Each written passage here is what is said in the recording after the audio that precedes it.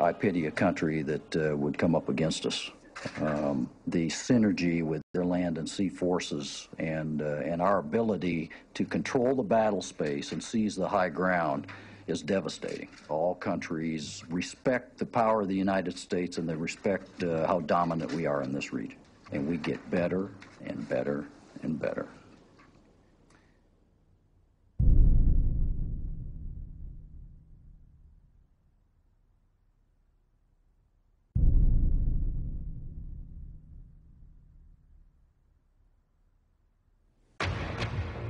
Tonight at 10, a rare glimpse of China's ambitious expansion in one of the world's most contested regions. We report from the South China Sea, where the Chinese are warning off anyone who comes too close to their building program. We continue our look this morning at what China does not want you to see. The United States says the superpower is reclaiming land in the South China Sea. The fact that we're dealing with a situation right now where the U.S., has to be much more aggressive in dealing with the Chinese government. CNN has learned that the U.S. Navy is about to send a destroyer there. Let's go to our CNN chief. CNN got exclusive access to classified U.S. surveillance flights over the islands. The threat of China is becoming big news. The media is beating the drums of war as the world is being primed to regard China as a new enemy. China's alarming creation of entirely new territory in the South China Sea is one part of a broader military push that some fear is to challenge U.S. dominance in the region. China is building airstrips in the South China Sea on disputed islands condemned by an international tribunal. This is now a flashpoint for war between China and America. What is not news is that China itself is under threat. These American bases form a giant noose encircling China with missiles, bombers, warships, all the way from Australia through the Pacific to Asia and beyond. I mean, if you were in Beijing looking out, you stood on the tallest building in Beijing and looked out at the Pacific Ocean, you'd see American warships. You'd see Guam is about to sink because there's so many missiles pointed at China. You'd look up at Korea and see American armaments pointing at China. You'd see Japan, which is basically, Japan's a glove over the American fist. I think if I was Chinese, I'd have a little to worry about American aggressiveness. And we have China surrounded, and we're doing more all the time to try and keep it surrounded and deepen that containment of China.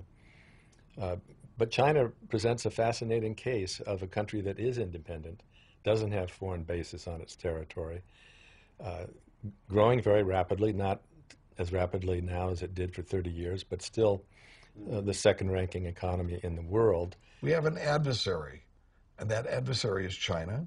And that adversary, unless there is dramatic reform inside China, will be our enemy someday. One myth, I think really that needs to be dispelled is that somehow China's aiming to replace America and going to run the world. It's not. Well, first of all, the Chinese are not that stupid. The West, with its Christian roots, are about converting other people into their beliefs. The Chinese are not about that. It's just I'm not degrading the Western culture. I'm just pointing out the inherent nature, the DNAs of two different cultures. The Chinese 2,000 years ago built the Great Wall to keep the barbarians out, not to invade them. As the world's economic power moves rapidly to Asia, the response of the United States is to deploy the majority of its naval forces to Asia and the Pacific. This massive military buildup is known in Washington as the pivot to Asia. The target is China. The great power game in the 21st century is called perpetual war. For America's unchallenged arms industry, the annual prize is huge profits from almost $600 billion of military spending. once an imaginary weapon on Star Wars, the electromagnetic gun is now reality. You're sitting there thinking about these next generation and futuristic ideas, and we've got scientists who have designed these, and it's coming to life. And the smartest weapons need enemies. As a Pacific nation, the United States will play a larger and long-term role in shaping this region and its future. I have directed my national security team to make our presence and mission in the Asia-Pacific a top priority. In one sense, is the U.S. already at war with China? Yes, on the ground and in the air. The winner of the Nobel Peace Prize, President Barack Obama, has committed to trillions of dollars to our nuclear arsenal. He's committing trillions of future dollars to war in space. And we need an enemy for all this money, and China's the perfect enemy.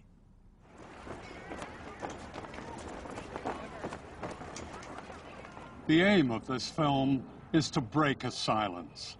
The United States and China may well be on a path to war, and nuclear war is no longer unthinkable. In a few years, China has become the world's second biggest economic power. The United States is the world's biggest military power, with bases and missiles and ships covering every continent, every ocean. China is a threat to this dominance, says Washington. But who is the threat? This film is about shifting power and great danger. It's also a film about the human spirit and the rise of an extraordinary resistance among people on the front line of a coming war, where the words "never again" have an urgent meaning for all of us.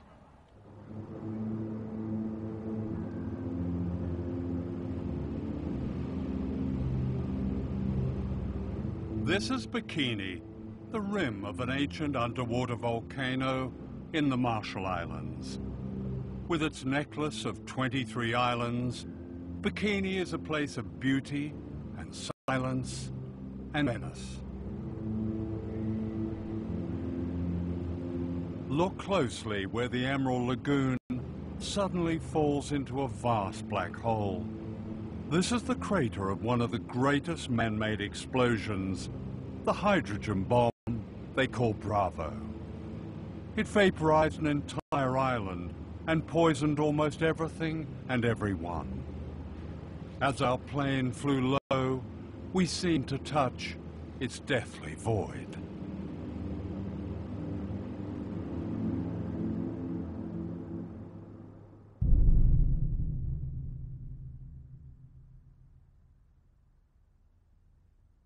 The Marshall Islands lie in the vast Pacific Ocean between the United States and Asia. Captured from the Japanese in World War II, they've long been America's strategic secret, its stepping stone to Asia and China.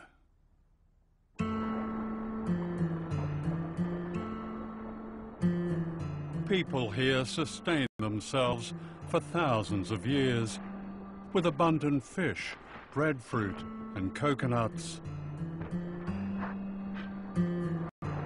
They were skilled navigators who sail by the stars. Westerners might call this paradise.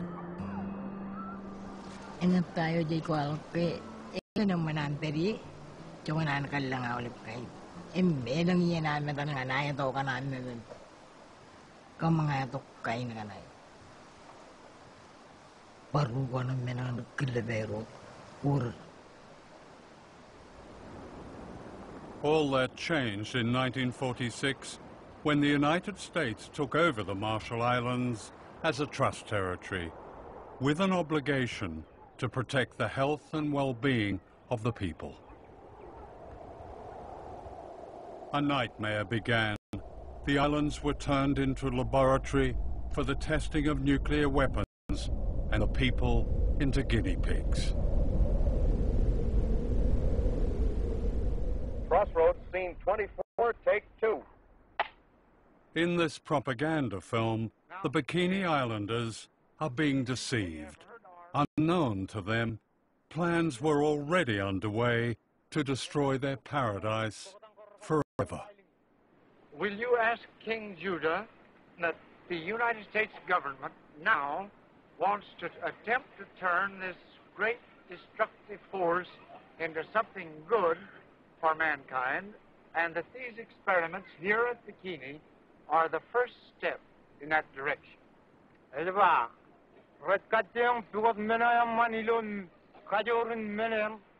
Tell him that's fine. Everytheverything being in God's hands, it must be good.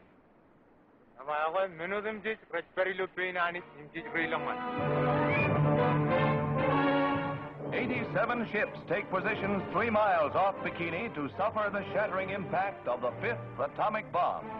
Here will An armada of warships was assembled in Bikini Lagoon in order to blow them to bits.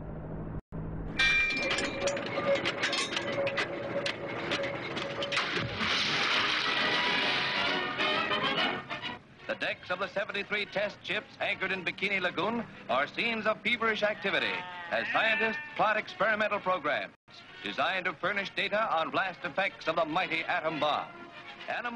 Animals were strapped to their decks like a perverse Noah's Ark. The experiment was to see how they died, how they burned. Special ointments are applied to determine their protective qualities. Other parts of the exposed areas being left bare to the atom blast. 3, 2, 1,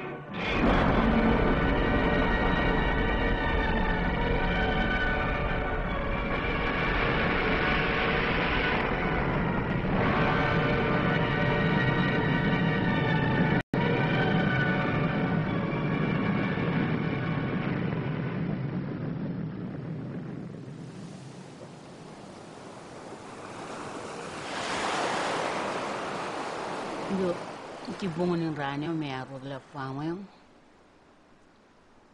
kami ki em rong jaga ingin ani pulak enot an tu pulak pam akem jayita em kemu ye yuru tongam lag dio tongan nabut ido jimar mon rane kemi loan enot iya puyen kain kalara ole kain kalara enot ngai iya ngan merek pulu pro green yellow ido tere ilo menako ijo terengan pen rutoro rar kakai riri im chang im ketire lo anmo ilo cipungonin ngam parte ko kay yang arti bantaman melaro jaga ini kan ko kamjang ilam nak boleh nor pertuan pada paino nanin kakil jaro jaga jat nanin kakil enangan enodi.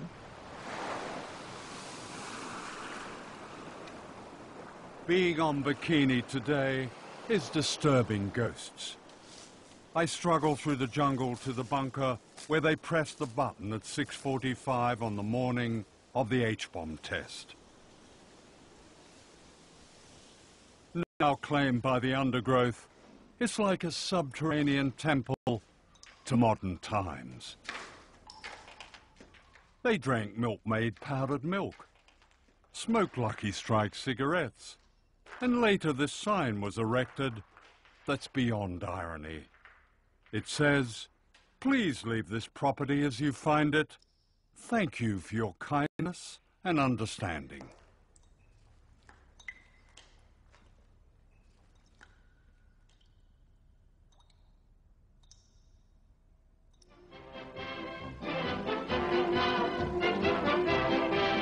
The Mamsells give their all for their art, and you can just bet that audience is giving with the wolf calls. The Bikini, named after the atomic explosion in the Pacific. The Bikini was an explosion everywhere. In 1946, the Bikini swimsuit was launched to celebrate the nuclear explosions that had destroyed life on Bikini Island. The inventor of the Bikini, a Frenchman, made his fortune. Today, a bikini body is promoted in magazines as an object of desire and good health. The bodies of the people of Bikini and other islands are the most irradiated in the world. All these women have had thyroid cancer. Iwa kami ang alam tudo ilo ay wilalayong. Emlalo puyinan mengo puta ko wandel tak. Yenga lelo ping po kami ang tu. Kaya pawa po dapat ngayon coba para. Pawa mendon. Orang ngayon para lagi libang. Eling cetrana kalau karbu telak. Elang armi jerar temdak rar tairia. Iru pungone ajuri rorar dari yang mendang teriu. Elang rar panai. Today, Bikini is unfit for human life. Radiation poisons the food and water. Our shoes registered unsafe on a Geiger counter. The abandoned cemetery looks up to where the sun rose one morning, then rose again as apocalypse. The equivalent of one Hiroshima bomb was exploded in these islands every day for 12 years. A scarred beauty has returned to the island, but the people haven't. Exiled to barren islands, many of them starve. In 1968, President Lyndon Johnson told them it was safe to go home.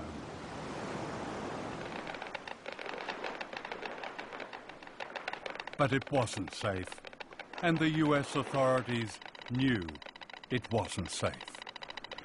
Ijalaga minin priamar karar kamanangan ay cep accident aglukun molin karar rar do godin kokuri ijin ya enigan enim im inkiye un nair tongom enot program kana itu kan karana ka yo jangan an cerwal payini pen aga karja accident manne. What happened as a result of the Bravo test was that a cover-up was launched very shortly after March 1. I mean, there's such a history of wrong information, outright lies, deception. There was no attempt to take the most conservative approach and make sure that everybody was okay. They knew where the radioactive fallout was going to go. And they took that risk and went ahead and detonated the bomb, knowing full well which way it was going to go. They still had an opportunity to evacuate, even on the day of the shot. But these people were not evacuated, we were not evacuated, and the people on Udrich were not evacuated. So it only leads one to believe that, number one, the United States needed some guinea pigs to study what the effects of radiation would do. And that's a pretty strong indication that the United States knew that. It seems extraordinary. Here we are, this far into the 21st century, talking to people still frightened of all that nuclear fallout, all those tests, all those years ago. The impression I get is that there's so little trust among people. The U.S. is trying to provide as much information, as much good information as we can. Yeah. And so I wouldn't accept the characterization that there have been lies and cover-ups. The word guinea pigs comes up a lot from these survivors. I would refer you to our embassy website on that. I've read it. And that question was looked at during the Clinton administration, and that was not the conclusion they came to. The secret of the Marshall Islands is Project 4.1.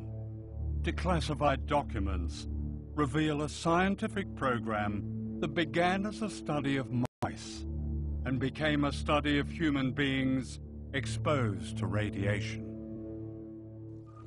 Chicago is where it all began, and to the AEC Argonne Labs in Chicago last week came 7 men, natives of the Marshall Islands.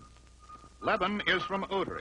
He and the rest were irradiated by our March 1954 hydrogen bomb test. John is mayor of Rongelap, which is 100 miles from Bikini. John, as we said, is a savage, but a happy, amenable savage. His grandfather ran almost naked on his coral atoll. The white man brought money and religion and a market for his copra. John reads, knows about God, and is a pretty good mayor. The Iron Room is a radiation detector for human beings. Inside, John, the mayor, whose first visit to the white man's country meant San Francisco cable cars and Chicago skyscrapers and streamlined trains, whose first visit to the white man's country meant the Iron Room.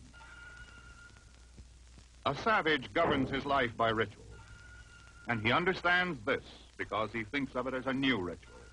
Sitting alone inside the room. Outside, a strange kind of priest in a long white coat. When the ritual of the Iron Room was over for John, it began for the others. As each finished, he was told it was over, and he was given apples and other good things to eat. Then he took off the ritual clothing, and the 7 men put on the suits and topcoats they had been lent in Hawaii, which they would return in Hawaii on their way back in the Marshall Islands, in the middle of the Pacific Ocean. United States government documents clearly demonstrate that its scientists conducted human radiation experiments with Marshallese citizens. Some of our people were injected with or coerced to drink fluids laced with radiation. Other experimentation involved the purposeful and premature resettlement of people on islands highly contaminated by weapons tests to study how human beings absorb radiation from their foods and environment.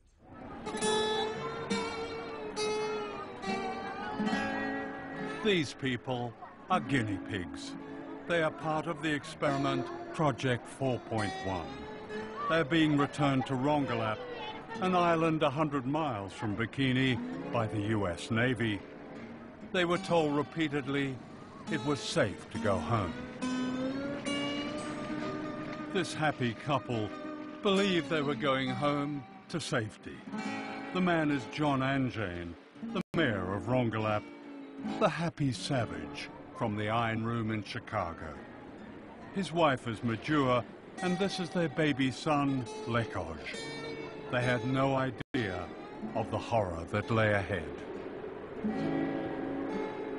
They are being returned to an island described by a US atomic energy official as by far the most contaminated place on Earth. He added, "It will be interesting to get a measure of human uptake when people live in a contaminated environment." The people of Rongelap remained on their poison island for 28 years as guinea pigs, the objects of regular scientific examination. Ngay jam dukun malele, lang nan mi ray walo pera kan kay ngay tatay jayek. Iya tanan mi gin ray walo jan cancer. Mama arbar thyroid per jelelo. Menunong thyroid me ngay chap apredi. Dan value chadu rara apredi. In is reaction to it. Adakan terus mi. Ngay chap tamak to an accident kan kay talali lu dan. The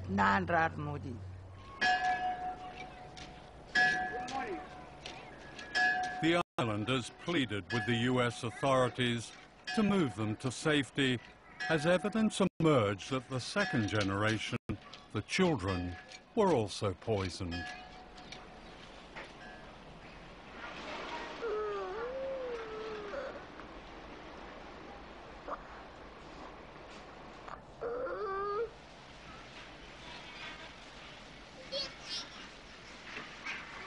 Desperate to leave, the islanders called on Greenpeace to rescue them. This ship, the Rainbow Warrior, moved the entire population to an uncontaminated island. They called it Operation Exodus.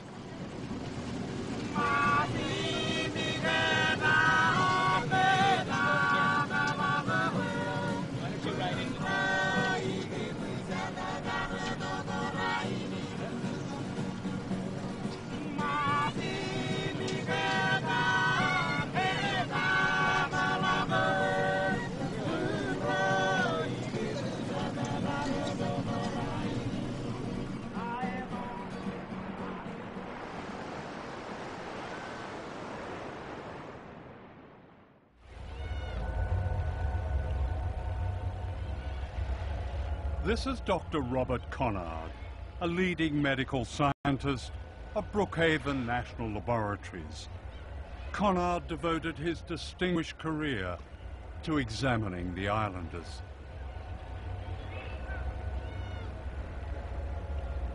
He wrote, the habitation of these people on the island will afford the most valuable ecological radiation data on human beings. The various radioisotopes present can be traced from the soil to the food chain and into human beings.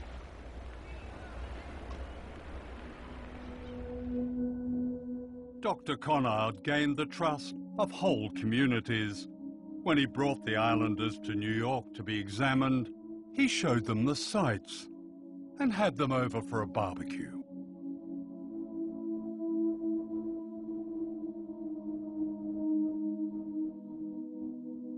When John and Jane's son Lekoj died, aged 18, Dr. Conard sent the man they called a savage a sympathy card from your friend, Bob.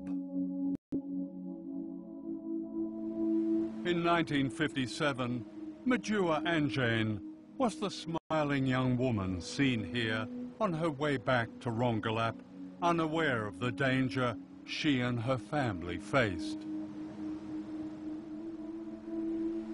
This is Majua 28 years later, grieving the death of her son Lekoj from radiation poisoning.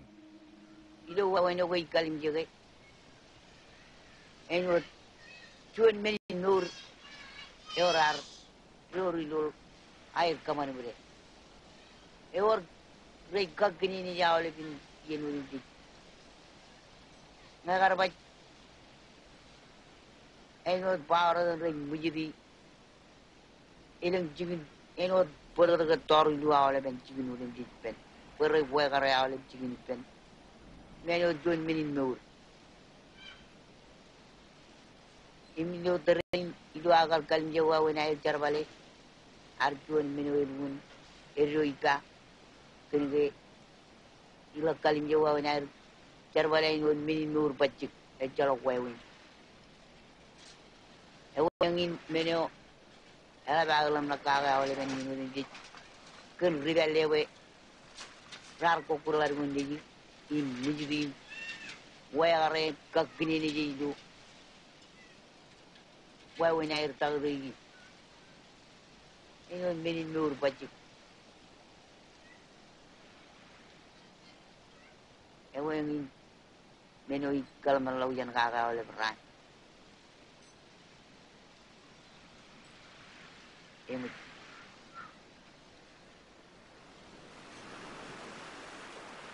Like her son and her husband, Majua died from a virulent cancer. I don't see any great clinics that have been established by, if not the Department of Energy, certainly not by the US government.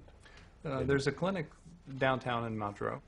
There's also a whole body counter. You can have the plutonium in your body measured as well. Anyone can for free. This is the plutonium measuring shop, where they'll tell you how radioactive you are. People waiting to be tested are welcome with a video showing their islands being blown up.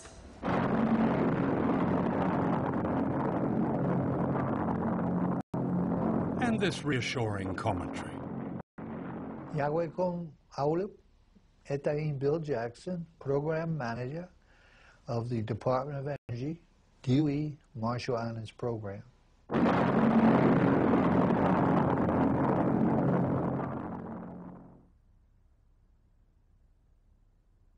This is Rinok, a refugee from the poisoned island of Rongelap, whose family owned land and lived a secure, prosperous life. Now she lives in a shack in the capital, Majuro, with her children and grandchildren. She has no water, no sanitation.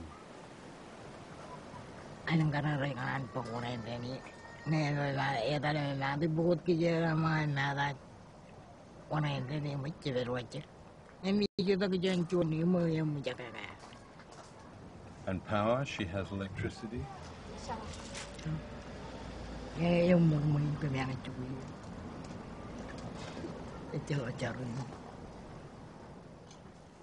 In 1986, the United States granted limited independence to the Marshall Islanders on condition that they accepted a mere $150 million compensation for the damage caused by nuclear testing. A claims tribunal was set up and soon ran out of money. An appeal to the US Congress more than a decade ago still awaits a reply.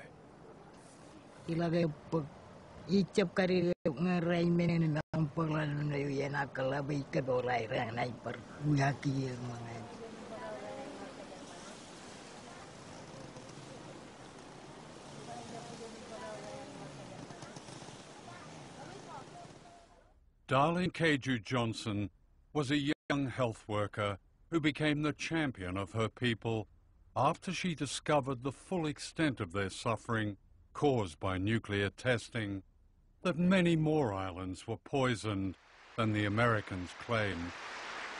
This remarkable speech in 1983 broke the silence. I bring greetings from the Marshall Islands and throughout Micronesia.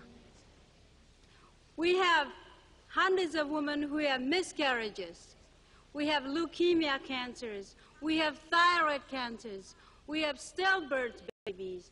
We have nowadays, I just gone back from home, and I have talked to many women and men in the population, is that we have babies we call jellyfish babies.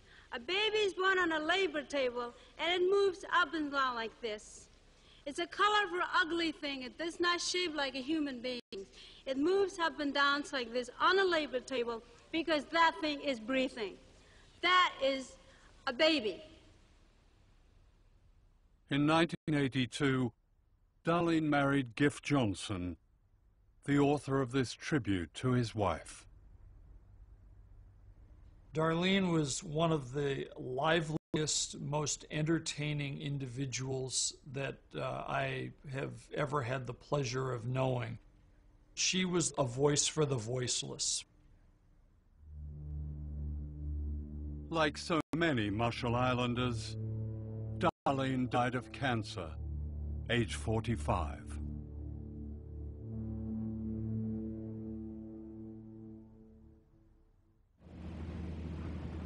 This is the largest of the islands, Kwajalein, occupied by one of America's most important and secretive bases. Known as the Ronald Reagan Test Site, it's a missile launch pad that commands the Pacific Ocean all the way to Asia and China.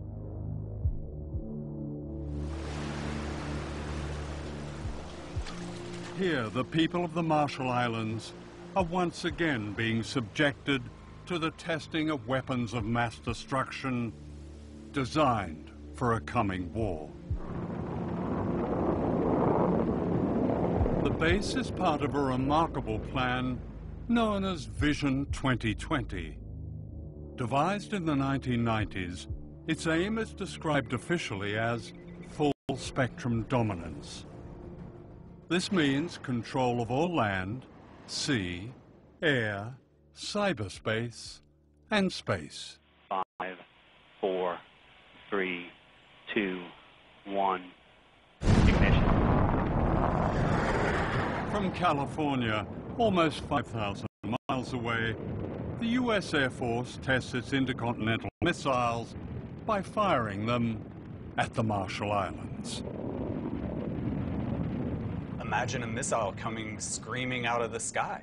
It's absolutely terrifying. I think that there's really nothing that I can imagine that would be more terrifying than this. And we're talking about devices that any one of them could go off course.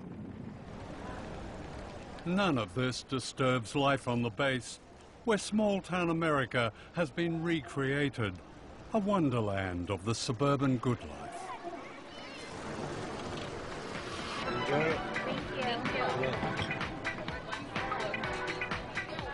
Fabulous. There's nothing better than living on a tropical island.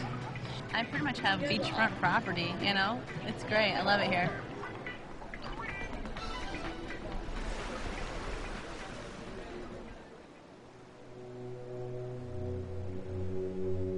Just across the bay is Ibai Island. Known as the slum of the Pacific, more than 12,000 people live here on a strip of land less than a mile long. Many of them refugees from what is now the missile base and from islands poisoned by nuclear testing. Every day, people from Ibai are brought to work on the missile base to water the gardens and the golf course. Then they are ferried back to their poverty. This is apartheid in the Pacific.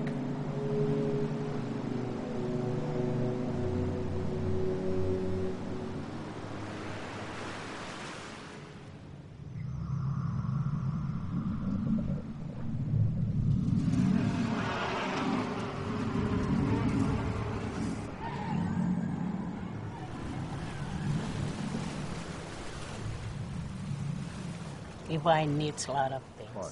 Medicine, Getting medicine. education, and job. Vegetable and fruits. Vegetable and fruits. Yes. Here we are, it's a tropical island, and you need vegetable and fruit. Yes. Fish, vegetables and fruit were once abundant on Ibai. Today fish is contaminated by toxic pollutants, says the Environmental Protection Agency. Now the only food most people can afford is processed and imported. They have the highest rate of diabetes in the world.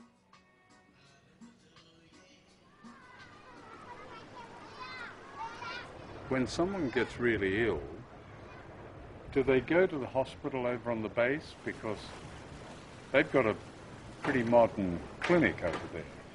They don't treat them with medicine.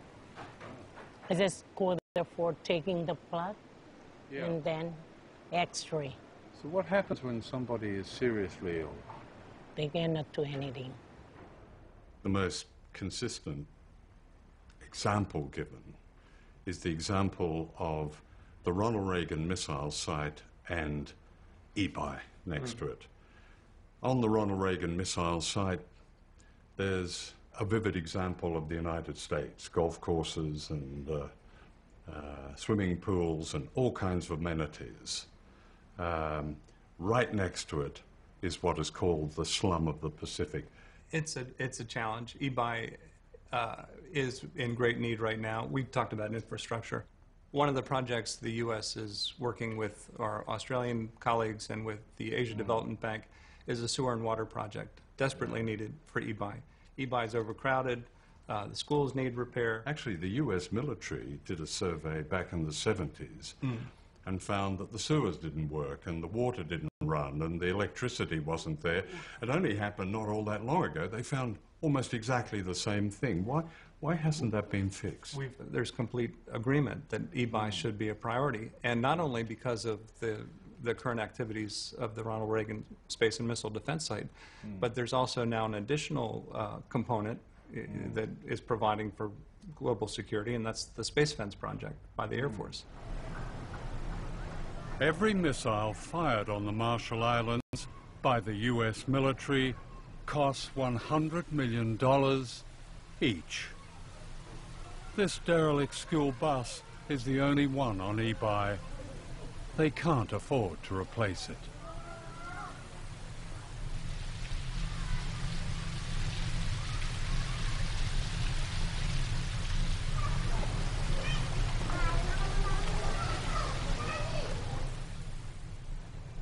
The base is not good for us.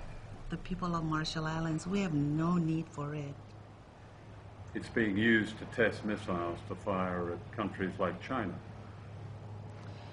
Yes, and anywhere else if they want to. What would you like to see happen there? I want our land back.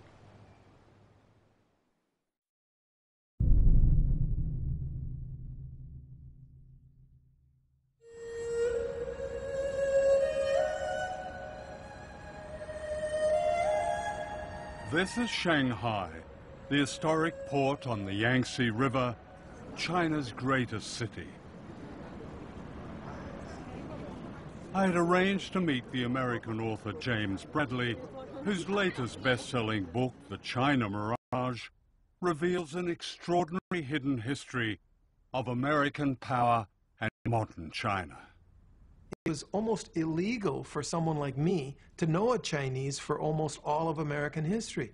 The Chinese came to America to mine gold and build the railroads, and Americans decided we didn't like the competition. So in 1882, we had the Chinese Exclusion Acts, which kept the Chinese out of the United States for about 100 years. So you have the largest population in the world that can't come to the United States. So at just the point we're putting up the Statue of Liberty saying we welcome everybody, we were erecting a wall saying we welcome everybody except those Chinese. Fear of a rising China today is the latest chapter in a history of propaganda that presented the Chinese as uncouth and infantile.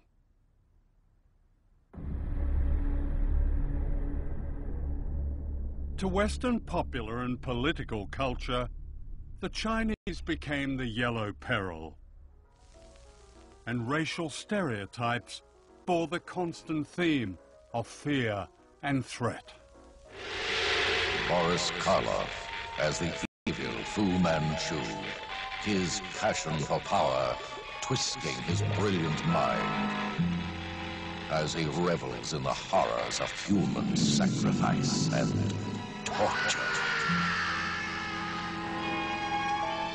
Behind the mask of Fu Manchu.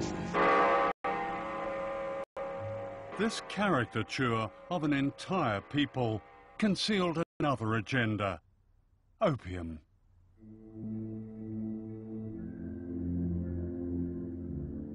For the American elite in the 19th century, China was a gold mine of drugs. Warren Delano, the grandfather of Franklin Delano Roosevelt, was the American opium king of China. He was the biggest American opium dealer, second to the British. He welcomed the first American ship into China to help out with the opium wars. Much of the east coast of America, Columbia, Harvard, Yale, Princeton, were born from opium money. The American Industrial Revolution was funded by huge pools of money. Where did this come from? It came from illegal drugs in the biggest market in the world, China. Let me get this right. The grandfather of arguably the most liberal president, Franklin Delano Roosevelt, was a drug runner. Yes, sir. Franklin Delano Roosevelt never made much money in his life. He had public service jobs that were very lowly paid, but he had yachts, he had summer homes, he had mansions in New York City. The kids went to private schools. He inherited a fortune from Warren Delano, his father, who was the American opium king of China. If you scratch anyone with the name Forbes in their name, John Forbes Carey, Secretary of State John Forbes Carey. That's the present Secretary of State. Yes, sir. You'll find opium money. His great-grandfather was an opium dealer. How big was opium money? Opium money built the first industrial city in the United States, Lowell, Massachusetts. It built the first 5 railroads in the United States. Opium money all over the East Coast, but it wasn't talked about. It was called the China trade. And if you go to various museums, you can see teas and silks exhibited, and they keep quiet about all that big opium money. In the scramble to get opium money, China was invaded and colonized by Britain and the other imperial powers. Foreign armies grabbed whole swathes of China. This is the American army in Tiananmen Square, Peking, in 1900. Great cities like Shanghai were taken over and declared concessions, and foreigners lived a life of privilege and luxury amidst terrible poverty imposed on the Chinese.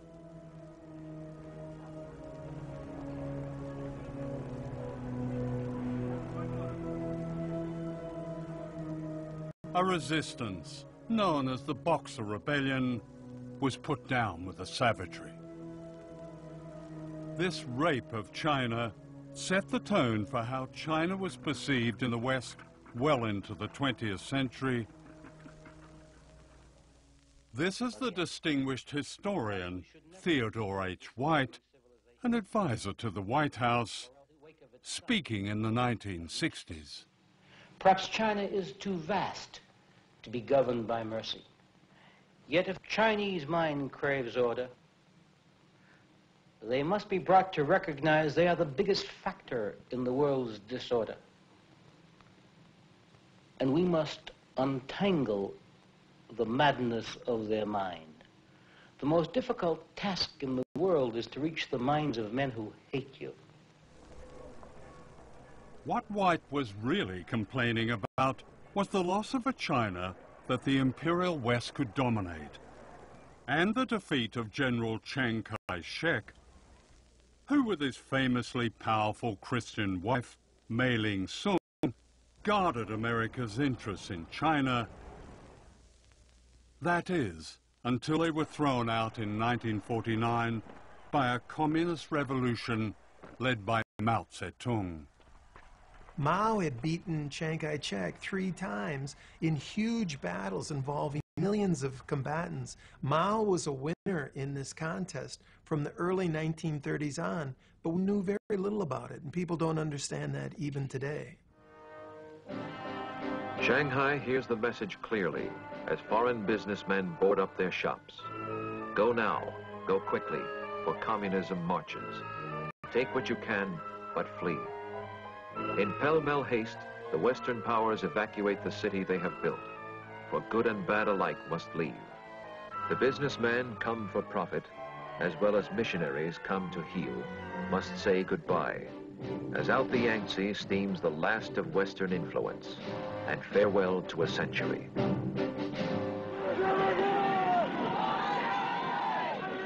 Even today, it's difficult to understand the paranoia ignited by Mao's revolution. As we look at China on the map, we can see that China is the basic cause of all of our troubles in Asia. I believe that for the sake of our safety, it is necessary to be prepared for the possibility of a Chinese missile attack on the United States. One of the myths about Mao is that he was an implacable enemy of the capitalist West.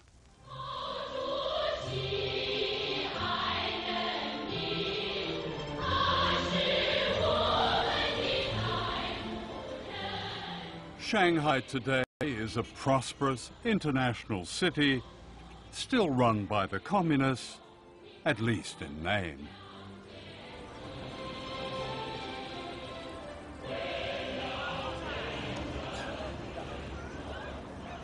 When I was last in China more than a generation ago, the loudest noise was the tinkling of bicycle bells. Mao had just died, the streets were dark, the universities were closed. The chaos of the Cultural Revolution had given way to a great silence. "We're exhausted," was the freest comment I heard. Coming back, the change is barely comprehensible. Here in Shanghai, the freedom bears no comparison. Yes, there are issues with human rights, especially the right to speak against the state and challenge its power. Since I was last here, millions of people have been lifted out of poverty, many of them into an entirely new middle class. This epic is still barely understood in the West, or should that be willfully misunderstood? The truth is that China has matched America at its own great game of capitalism, and that is unforgivable.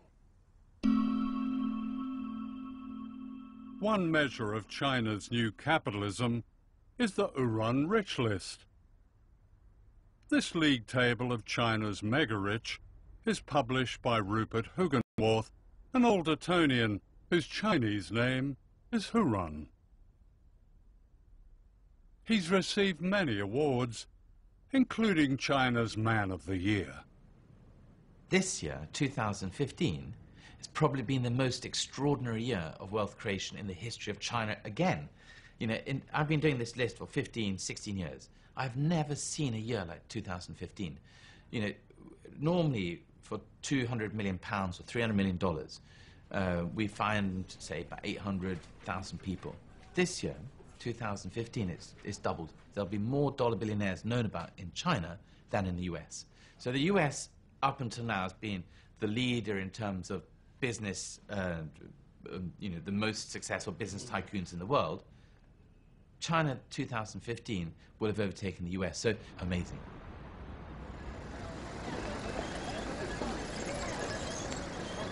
Modern China is full of telling ironies, not least this museum that was once the house where Mao and his comrades secretly founded the Communist Party of China in 1921.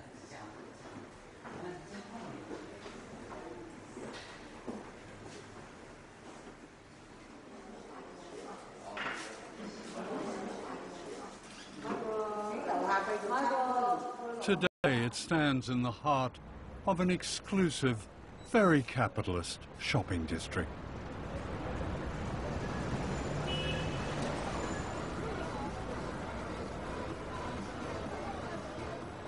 When you leave the shrine to China's Great Revolution, you're confronted by a surreal spectacle.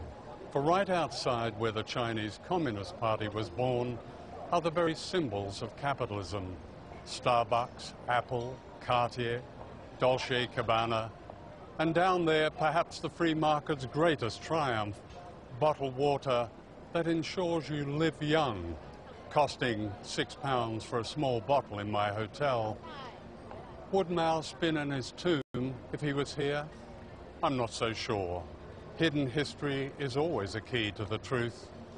5 years before his great communist revolution in 1949, Mao sent this secret message to Washington. China must industrialize, wrote Mao. This can only be done by free enterprise. Chinese and American interests fit together economically and politically. America need not fear that we will not be cooperative. We cannot risk crossing America. We cannot risk any conflict. Mao received no reply. Nothing has changed. Mao Zedong was looking to be a friend with the United States from the beginning. Mao says, I will go meet Franklin Roosevelt in the White House. Mao reaches out in 1950 to Harry Truman. He reaches out to Dwight Eisenhower. His hand was tossed away. This opportunity that might have changed history, prevented wars, saved countless lives, was lost because the truth of Mao's overtures was denied in the Washington of the 1950s. State Department officials who had carried Mao's messages were condemned unjustly as communist traitors. Everybody who knew Mao, who spoke Chinese, was gone. In the 1950s, the State Department had no employees who spoke Chinese. It's resulted in us not having relations with the #1 most populous country in the world. In 1979, this man, Deng Xiaoping, became China's paramount leader. He said, socialism does not mean shared poverty. This was code for the most radical reform since Mao's revolution, the return of capitalism to China, but this time controlled by the Communist Party. To be rich is glorious, Deng was reported as saying. America was now threatened by the emergence of a vast image of itself.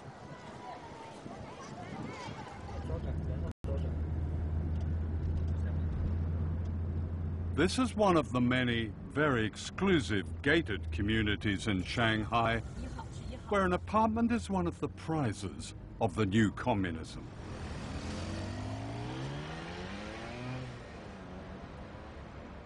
I had arranged to see Professor Zhang Weiwei, a close aide to the late Deng Xiaoping, the man who changed China. Deng is really extremely long-term, visionary, a leader with exceedingly long-term and strategic vision for his country, for his people. And China is still following that path. Actually, this is really a tradition from China's long history. You look at even like Mao, he said we should, surpass UK by which year, we should surpass United States by which year.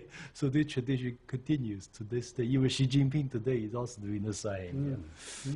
Actually, what many Chinese have problem with Western media is the stereotypes about China. If you are content with stereotypes, you miss so many things. If BBC broadcasts something, they are happy to always mention this communist dictatorship, this autocracy. No, actually, with this kind of label, you cannot understand this China as it is.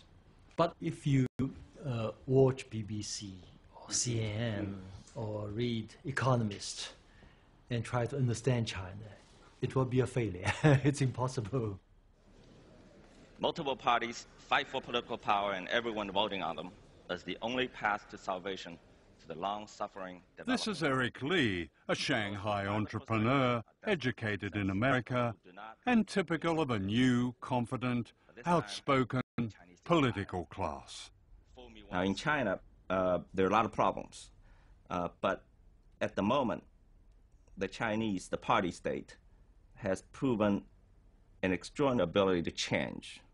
I mean, I make the joke how in America, you can change political parties, but you can't change the policies. In China, you cannot change the party, but you can change policies. So in the 65 or 66 years, China is being run by one single party, yet the political changes that have taken place in China in this past 66 years have been wider and broader and greater than probably any other major country in modern memory. So in that time, China ceased to be communist. Is that what you're saying? Well, China is a market economy, and it's a vibrant market economy, but it is not a capitalist country. Here's why. There's no way a group of billionaires could control the Politburo as billionaires control American policymaking. So in China, you have a vibrant market economy, but capital does not rise above political authority. Capital does not have enshrined rights. In America, capital, the interest of capital and capital itself has risen above the American nation. The political authority cannot check the power of capital. And that's why America is a capitalist country, but China is not. This is the ironic title of a best-selling book by Zhang Liezhi, a journalist and critic who lives in Beijing. Many Americans imagine that the Chinese people live a miserable, repressed life with no freedom whatsoever. That's not quite true. If you speak to many ordinary Chinese people, they will tell you they feel their life are quite free. Some 500 million people being lifted out of poverty, and some would say probably 600 million people. That's a great achievement. For many Americans, the yellow peril has never left them. I think there's a fear about China. Of course, there's a fear of China's rapid rise, but it also has a lot to do with China's the label as a communist state. China's objectives are modest compared with their weight. They're not trying to run the world. They're not even trying to run Asia Pacific. I think they want to keep America from dominating the Asia Pacific. So they have what they believe is their rightful place in Asia Pacific because of long civilization, long history, and their size. So their objectives are really modest compared with their capacity. The wealth, the new wealth in China, they often say this is the product of self-made entrepreneurial skill. Yeah. But is it not also the product of the exploitation of people at the bottom? What are known in China as migrants, but they're not really migrants, they're Chinese. If you really, go to talk to these migrant workers, you will find quite surprisingly, over the past 5 to 7 years, they have experienced a greater income increase than any other social groups. China not a class society. But China is a class society. These are the homes of migrant workers, people who build and service the new China.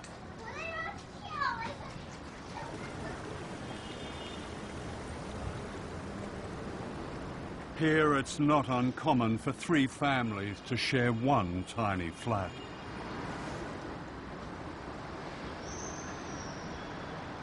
You would associate a socialist country with equality, but unfortunately, since the reform has started, China has become one of the most unequal societies in the world. The income gap is widening. Government, I feel, have retreated some of the responsibilities, left the market to take over, but the market does not always treat women kindly. Some private companies, they would just refuse to hire child-bearing age women. And sometimes when women become pregnant, they will sack them because they don't want to pay the maternity leave. And in fact, the income gap has grown much bigger between men and women.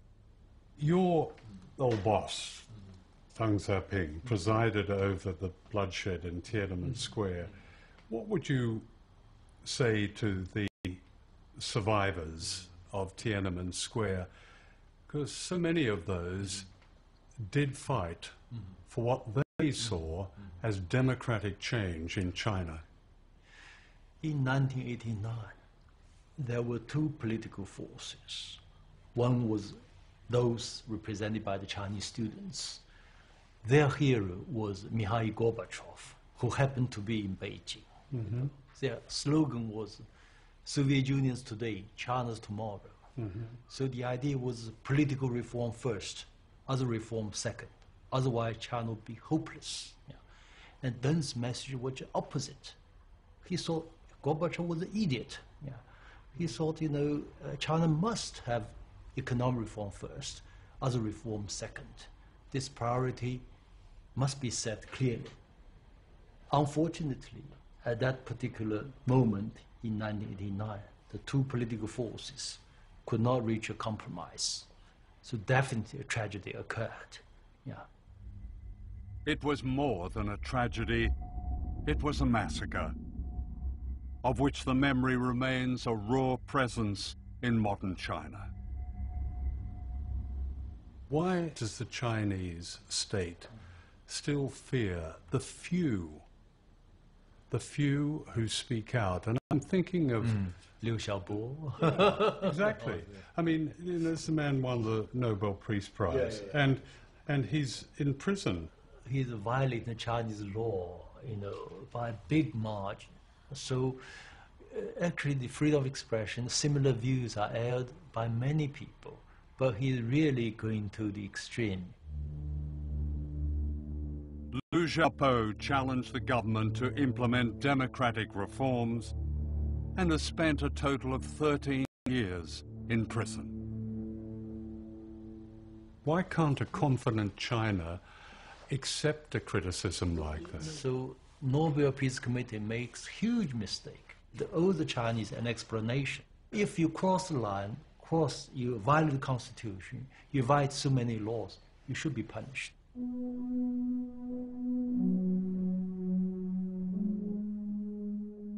And yet in China today, the spirit of protest and dissent lives on in different forms. In 2015, strikes and community protests and activism reached record levels. This resistance is seldom reported in the West. So there are lots of protests in China.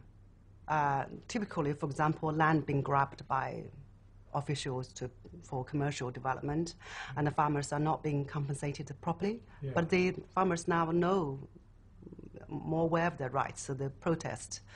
Or young workers from the factory, they demand a better wage or better working condition. But many of the protests, they are economic driven, not political driven. They are regional, not nationwide. So this kind of things will unlikely develop into a real movement, or so-called, you call that revolution. Yeah. So the Mao's revolution was the last revolution? Well, never say never.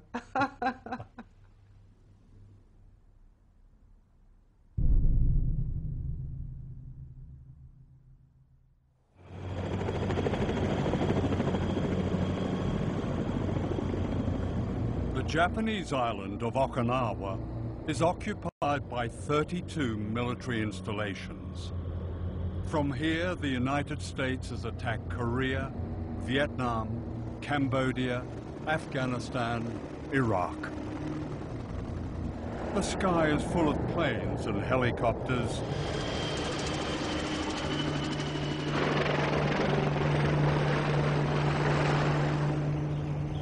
Wherever people go, they are fenced in and told to keep out.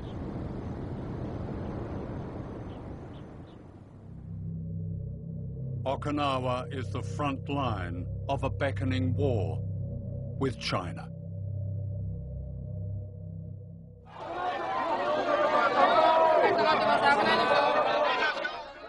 Aged 87, Fumiko Shimabukuro is one of the leaders of a non-violent resistance that's challenging Washington's pivot to Asia.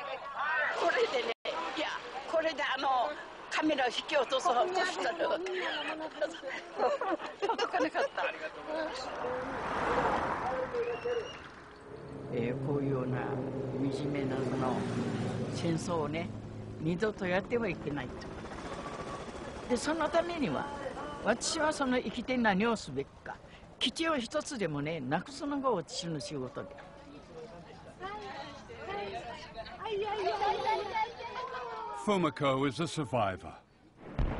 A quarter of the civilians on the island were killed in the American invasion in 1945, and a fear of war has been passed through the generations.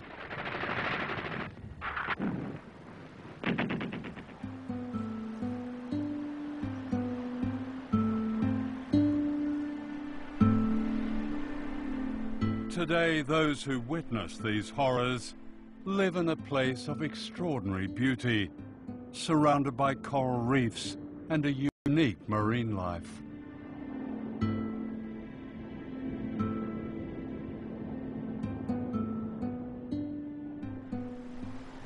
It was here in Hanoko Bay that the survivors of World War II sought refuge, and it's this they're now fighting to save. It's an epic struggle that pits these island people against the greatest military power on Earth.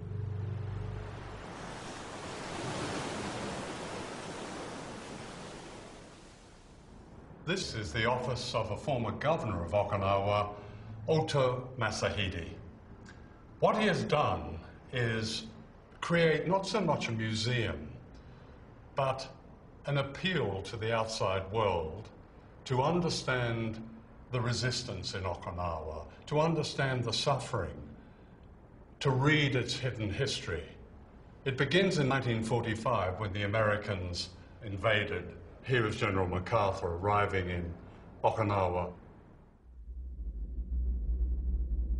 A second invasion happened 10 years later in what became known as the Bulldozers and Bayonets campaign. American forces seized prime agricultural land, burned farmhouses, and killed livestock. The dispossessed people of Okinawa marched the length of Japan, appealing for help. This wall is devoted to a resistance in Okinawa that never ceases. Everywhere people go on the island, they're confronted by this sign. It tells them they must not go past this fence topped with barbed wire. These fences run like great ribbons across the island, and the bases themselves cut swathes across Okinawa. But all around them are people with this continuing demonstration, this continuing resistance. And they have a message. It's people of the world. Watch what Japan and the US are doing. Don't let them force the bases on Okinawa.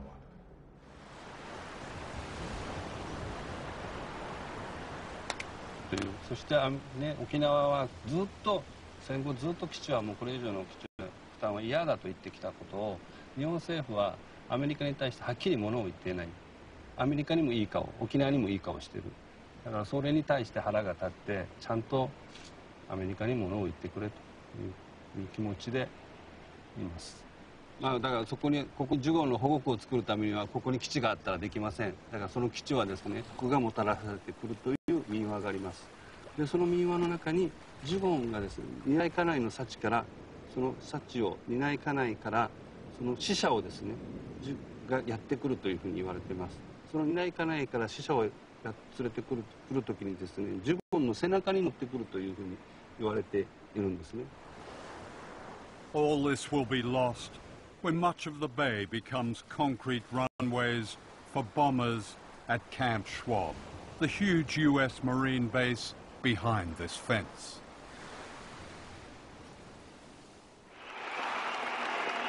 In 2014, Okinawa elected a new governor, Takeshi Onaga, who won by a landslide on one issue, stopping a new base at Hanoko. This was election night outside the American base at Camp Schwab.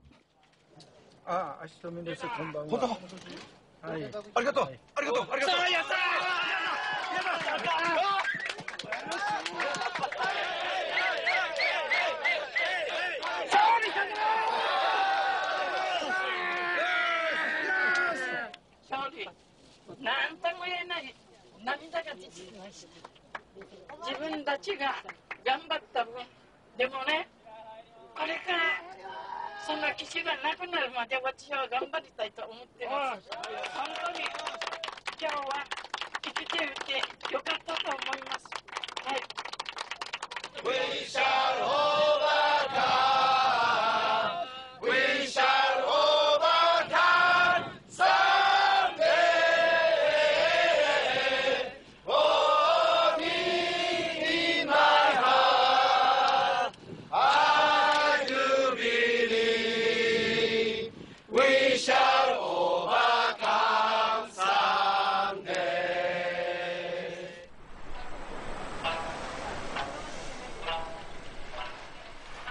The New Year's celebration of their victory was bittersweet. The government in Tokyo resented this unprecedented challenge to its authority. The issue is now in the Japanese courts. Japan's Prime Minister, Shinzo Abe, has also made clear that with the backing of his powerful patron America, he wants to reawaken Japanese nationalism and reclaim its military power.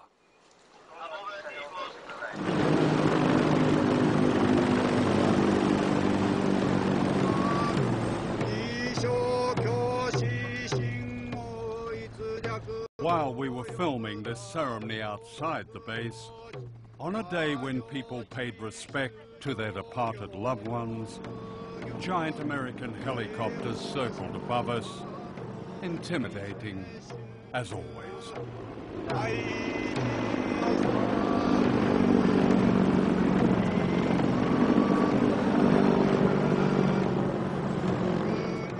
The threat of these low-flying aircraft is a constant presence in Okinawa. Teachers often can't teach because of the noise and the fear.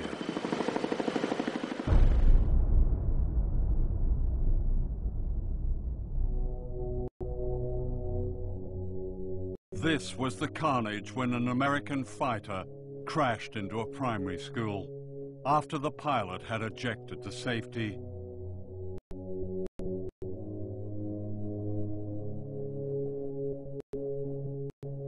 Haru Akira, age 7, was terribly burned.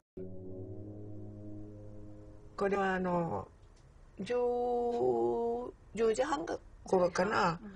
それでメソールだったから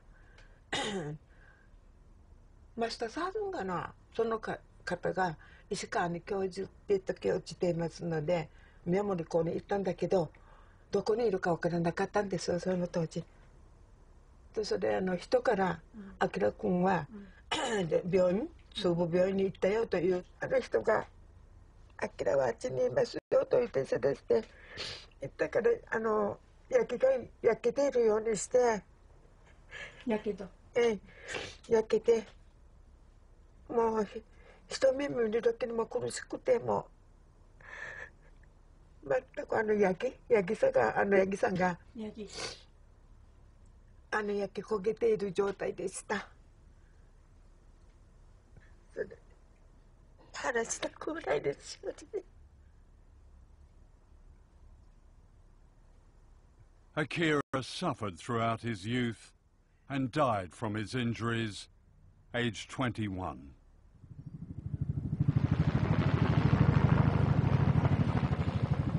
Another tragedy waits to happen on Okinawa. US military aircraft have been involved in 44 accidents on the island. The latest threat is this hybrid plane, the Osprey, notorious for its safety issues.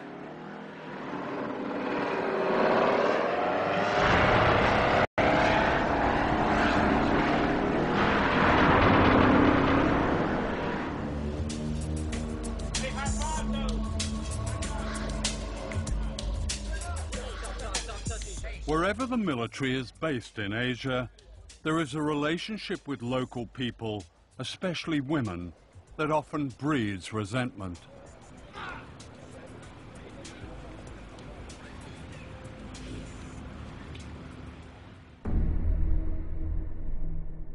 In Okinawa, this resentment ignited a riot in 1970. Scores of American GIs were pulled from their cars, which were set alight. For Washington and its compliant ally in Tokyo, it's this kind of insurrection that they fear.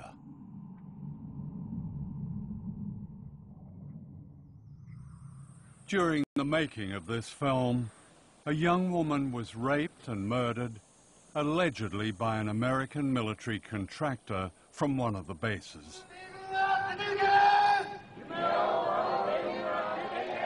It was the latest of thousands of cases of violence, and it brought massive crowds into the streets, demanding an end to the military occupation of their country.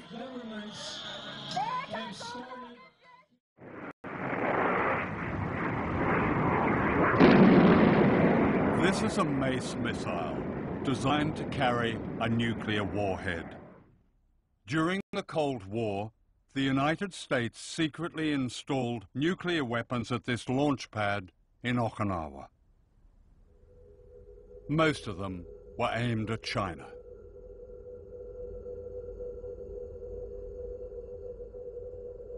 Today, the nuclear missile site is run by a Buddhist organization, the Soka Gakkai, as a peace museum. In 1962, the atomic weapons loaded on the missile was almost launched. They're almost launched? Yeah. According to the spokesman of this military base, said they were ordered to prepare, then received second order to stop it.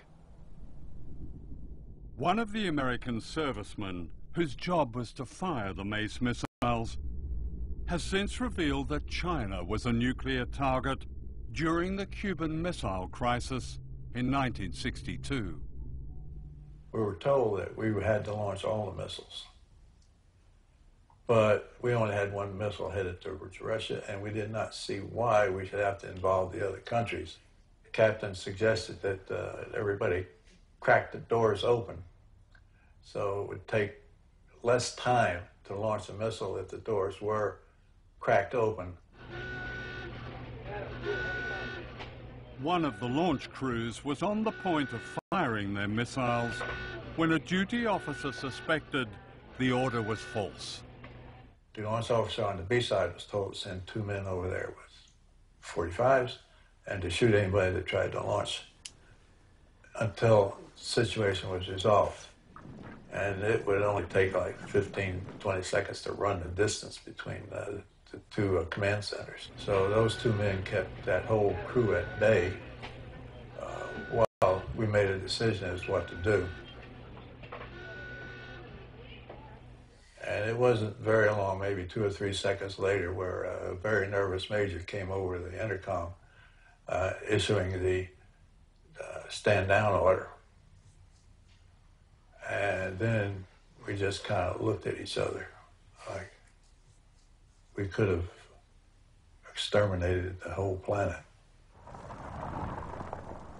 The major who had given the launch order was quietly court-martialed and dismissed from the Air Force. That morning is just as familiar to me and as clear as yesterday morning is. And this is 53 years later. And how clear blue the sky was. And it was just some very light clouds. And there was a perfect breeze blowing and a perfect temperature. I did not know what the temperature was, but it just felt perfect. And we were all just kind of taking it in and taking in the smell of the air and the sea and the land mixture together, and everything smells so beautiful. This is very interesting because it shows the cities in China where these MACE missiles were aimed at. Yes. Which ones do we have here? This is Okinawa Island. So within 2,000 kilometers, you find Peking or Beijing, Xi'an, UK, and Hong Kong, Shanghai, Taiwan, Taipei, and Pyongyang, North Korea, within the range of missile.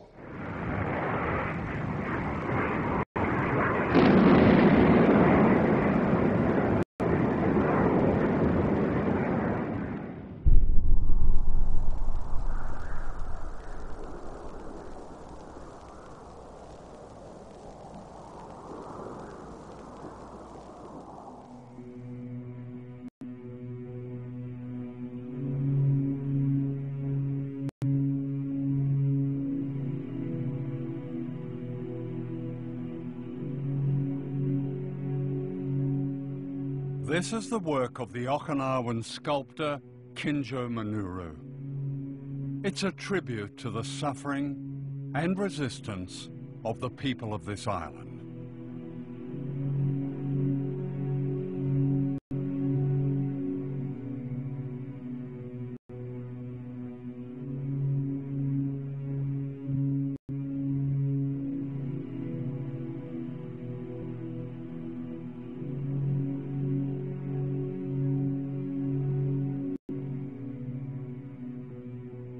More than 1,000 miles away, on the Korean island of Jeju, these symbols of struggle are hauntingly similar.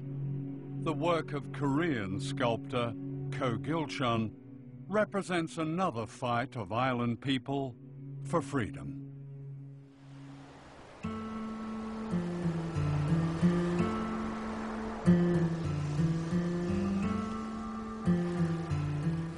A semi-tropical sanctuary of unusual beauty, Jeju Island is a World Heritage Site. The government of South Korea declared it an island of world peace.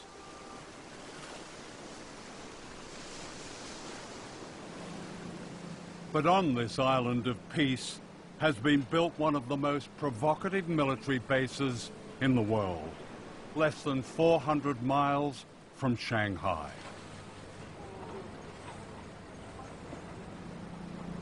Like Okinawa and the Marshall Islands, this is America's front line in its so-called pivot to Asia.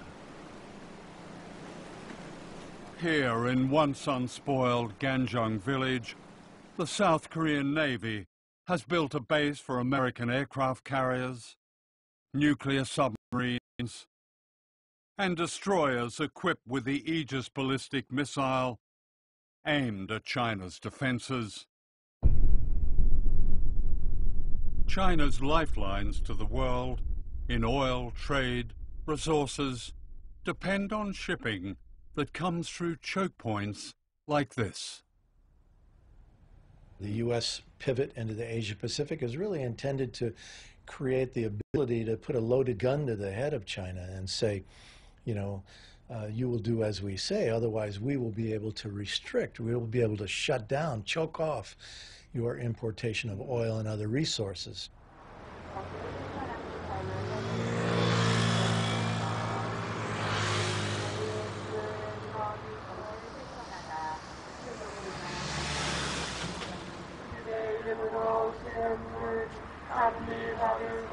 For 9 years, every day, often twice a day, these Catholic priests have staged a mass that blocks the gates of the new military base on Jeju Island.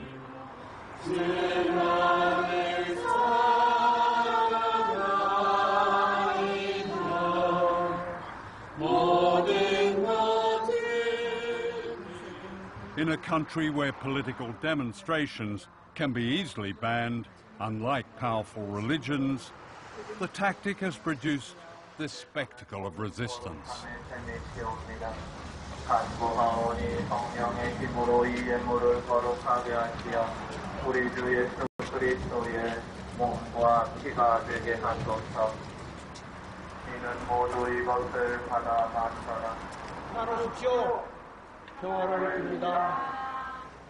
Father Moon Jong-hoon has led the fight to stop the base being built,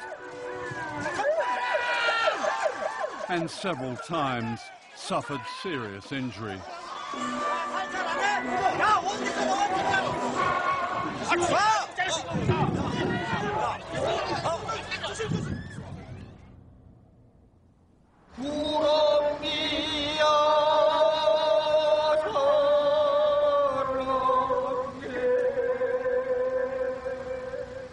I sing 4 songs every day, before Mass, during the Mass, at the end of the Mass, and the end of the Rosary. Yeah. The content of the song is very beautiful. The writer and the composer is the musician from this island. Oh. So I love him very much. And he gave me the song that I practiced. And I became a master to sing that song because I practice every day. Well, you sing it with such passion.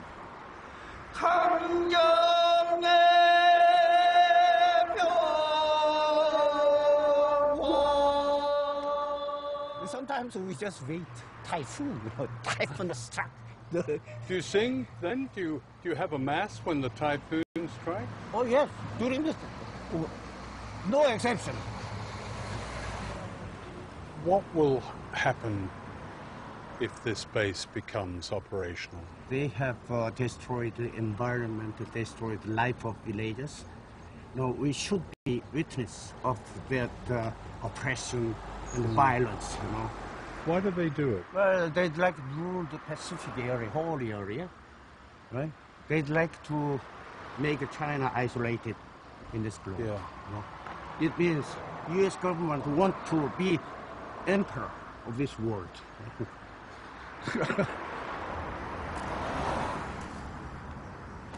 Meanwhile, a Quaker called Mr. O joins them with his own ritual of protest, accompanied by an artist called Wildflower.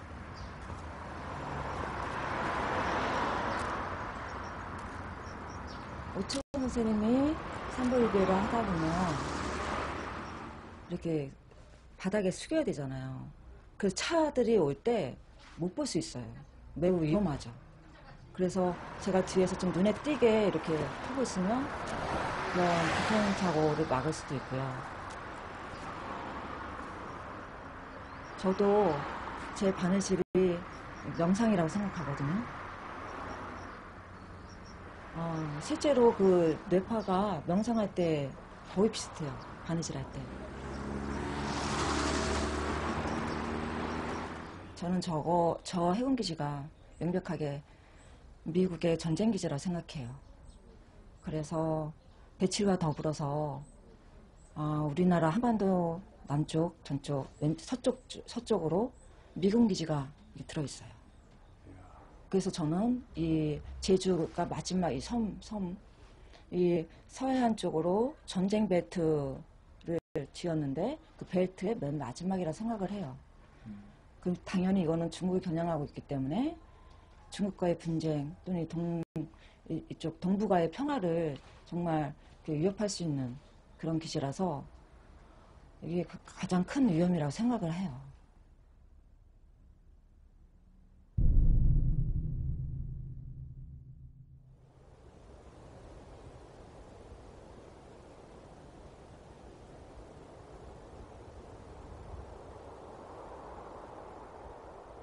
This is the center of an empire that never speaks its name, whose power is represented in this extraordinary world map of American military bases.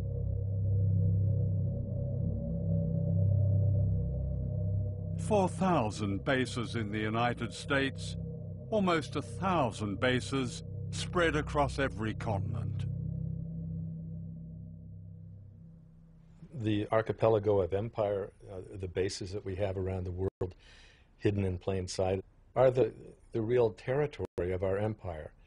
But at the same time, we maintain independent governments in Japan or South Korea or Germany.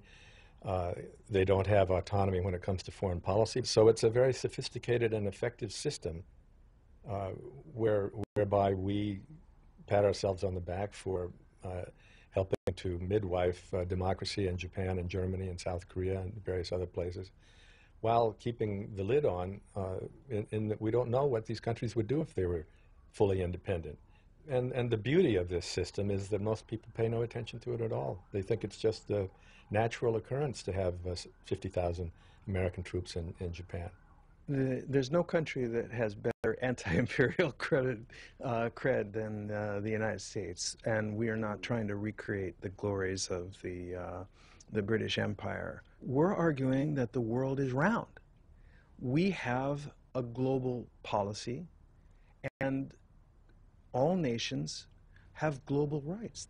No ocean has ever been dominated the way the U.S. dominates the Pacific. Navy and Air Force.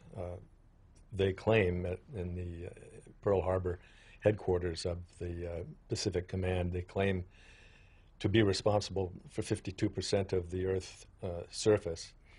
And when you look at their logo, it shows an eagle over the Aleutian Islands with one tail-on coming down somewhere near Seattle and the other coming down right over Beijing. So Beijing looks at a network of bases, a real archipelago of empire that's been built up since the Korean War. You have had, and still have, an arc of bases that start in Australia and go through the Pacific. We have no bases in Australia. You have Pine Gap, you have Darwin, and you have a new facility in Western Australia. No, to speak precisely, we have no military bases in Australia. What we do is operate with and in Australian bases. Yeah. But we're not in the basing business nowadays. There's a growing collection of what are referred to as lily pad bases. These are bases that have typically 200-300 troops, no family members, very few amenities, and are often quite secretive. They're bases that are frequently constructed within a foreign country's base to disguise it. and generally are not referred to as bases. Many of these bases have been set up to combat China's worldwide economic influence. From these bases, the United States operates a secret army in 147 countries.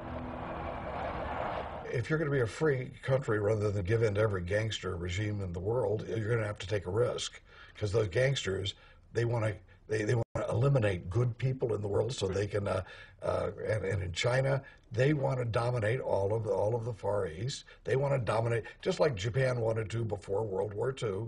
Their goal was to dominate that part of the world. Today, because there has been no political reform in Beijing, these guys want to dominate a huge chunk of the planet. Twilight struggle. Andrew Kurpenovich served on America's National Defense Panel. He's a military strategist and war planner. You've written that airstrikes and naval blockades have a role to play in punishing China. You've described the need for sea mines. You've described the need for special forces, U.S. special forces, and missiles placed in islands. This sounds like a preparation for war. Our first president, George Washington, said, if you want peace, prepare for war. And essentially, what the United States is doing, again, is responding to provocative behavior on the part of China. And just as we did in the Cold War, the idea was to have a position of military strength such that your adversaries were not tempted to act in aggressive ways or try and employ coercion to get their way. I mean, just last week, the U.S. Navy sent a guided missile destroyer into the Spratly Islands in South China Sea. And what was different about this, I think, was that Chinese fighters scrambled. That sounds like an escalator. Well, again, from an American perspective, the escalation was the Chinese beginning to militarize these islands in the first place, moving its military capabilities down into that region, engaging in provocative behavior against the commercial activities and military forces of other minor countries in the region that have claim to those islands. So it's a response to Chinese intimidation. Excuse me, how is commerce being intimidated in the South China Sea? There have been no military forces, no military bases there. The Chinese... Except the United States military base. Not in the South China Sea, and not even in the Philippines, because the United States withdrew its forces in the Philippines. But the United States is back in the Philippines. The Philippines and the United States have announced 5 different locations scattered all throughout the Philippines where U.S. troops will be stationed on a rotational basis. This threat to China from yet more U.S. bases on its doorstep was not an issue when an arbitration tribunal ruled against China's claims to the strategic Spratly Islands in the South China Sea. In 2015, the U.S. Navy rehearsed a blockade that would cut China's lifelines of oil and trade and raw materials. The danger of confrontation grows by the day. The U.S. Navy is on the doorstep of China, regardless of disputed islands, and is there with low-draft ships, planes, battle groups. It's right on the doorstep. What if Chinese ships, what if the equivalent was off California? Well, John, we ask ourselves that question regularly, and it's important to put yourself in the other guy's shoes. Yeah. So, look, we don't operate in the Pacific in an effort to scare China, to contain China, to backfoot China. Our operations and our presence, first of all, is warmly welcomed by the vast majority of the coastal states, but secondly, is fully accepted by the Chinese. Time after time. Is it, excuse me, is it fully accepted? Yes. My impression. By their words. The Chinese My impression leaders, is that they're scared. And this is what they're scared of. A noose of bases right around China.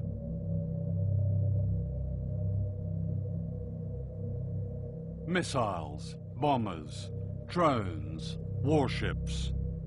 A provocation of war. Today, I state clearly and with conviction America's commitment to seek the peace and security of a world without nuclear weapons. Under Obama, nuclear warhead spending has risen higher than under any president since the end of the Cold War. It's all a magician's show, because at the same time that Obama is talking about that, not only is he spending $1 trillion to modernize U.S. nuclear forces, but he's deploying these missile defense systems to encircle Russia and China, which makes it impossible to get rid of nuclear weapons in that climate. Everybody wants to look like they're tough. See, I got to be tough. I got to show you, I'm not afraid of doing anything military. I'm not afraid of threatening. I'm a hairy-chested gorilla. And, and you don't want to look like you're weak. So what you do is you talk more and more aggressively, and if you don't want to do it yourself, because you maybe think it doesn't look very presidential, you let somebody under you do the talking. And we have gotten into a state, the United States has gotten into a situation where there's a lot of military, saber rattling, and it's really being orchestrated from the top. Yeah. This seems incredibly dangerous, all of this. That's an understatement, I think, but I agree. Yeah. When you routinely plan for mass murder, you become conditioned to it. That's what this is. We accept it. Oh yeah, we have nuclear weapons. The Defense Secretary, he's just announced that there will be warships and special forces and planes sent to the Philippines, and the Wall Street Journal has described this as the vanguard of a major U.S. presence in Southeast Asia. That sounds like... Where does this end? What's the purpose? I mean, where are we going to stop this process before it starts a war? And then if the war starts, where does that end?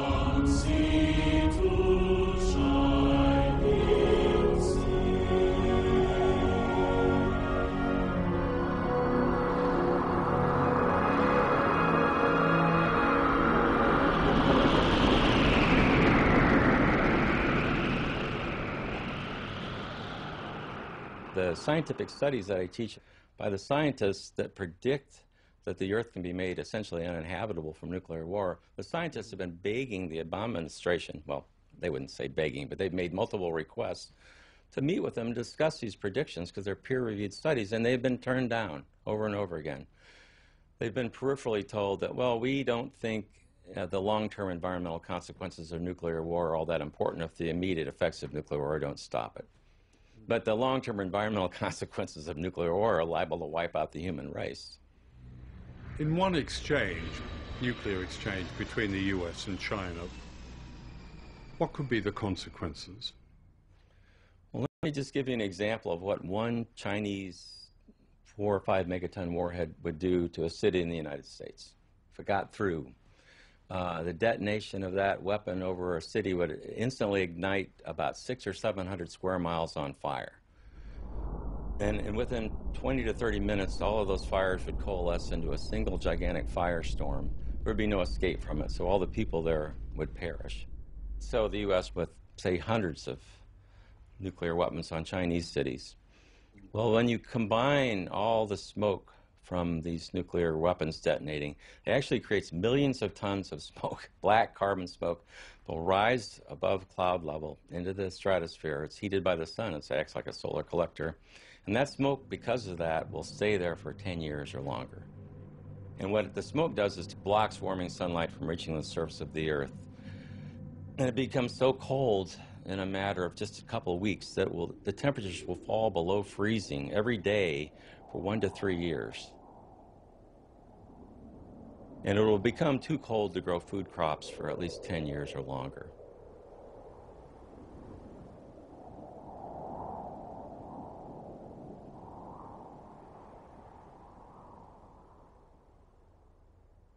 I mean, there's like a total disconnect with the changing world. You have a giant rising power, in this case China. Why would you expect a giant rising power to not want to have more control over its destiny? What we should be doing, in my view, is trying to cultivate a sense of friendship and cooperation, and we can have our differences with them. If we think they're doing something in trade that we don't like, let's have it out with them.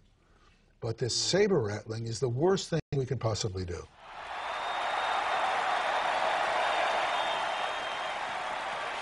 It is time to show the whole world that America is back, bigger and better and stronger than ever before. We don't have victories anymore. We used to have victories, but we don't have them. When was the last time anybody saw us beating, let's say, China in a trade deal? They kill us. We can't continue to allow China to rape our country, and that's what they're doing. It's the greatest theft in the history of the world. The new president, Donald Trump, has a problem with China. The urgent question now is, will Trump continue with the provocations revealed in this film and take us all to the edge of war? There never have been two countries more interdependent on each other than China and the U.S. in history. And China is the largest trading nation in the world and in history. So China's economy and their society and their lives are linked to the entire world, including America and the West and all the other countries. So I think interdependence between these two countries and among all the nations of the world speak to peace.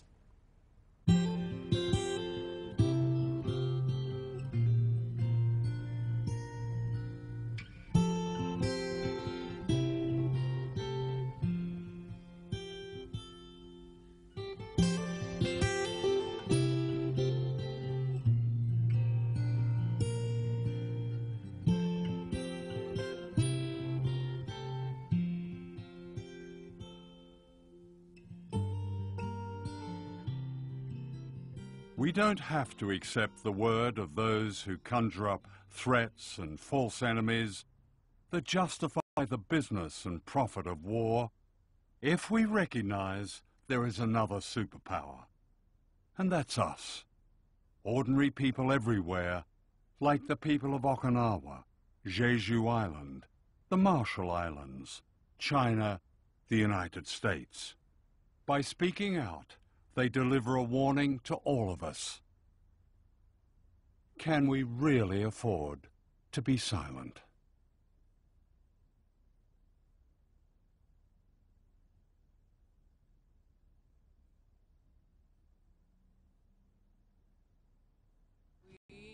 We'll meet again. Don't know where, don't know when, but I know we'll meet again some sunny day.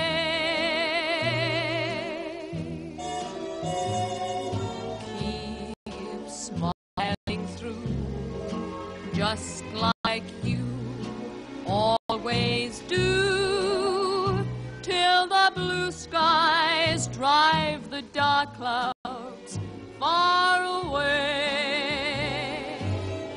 So will you please say hello to the folks that I know? Tell them I won't be long.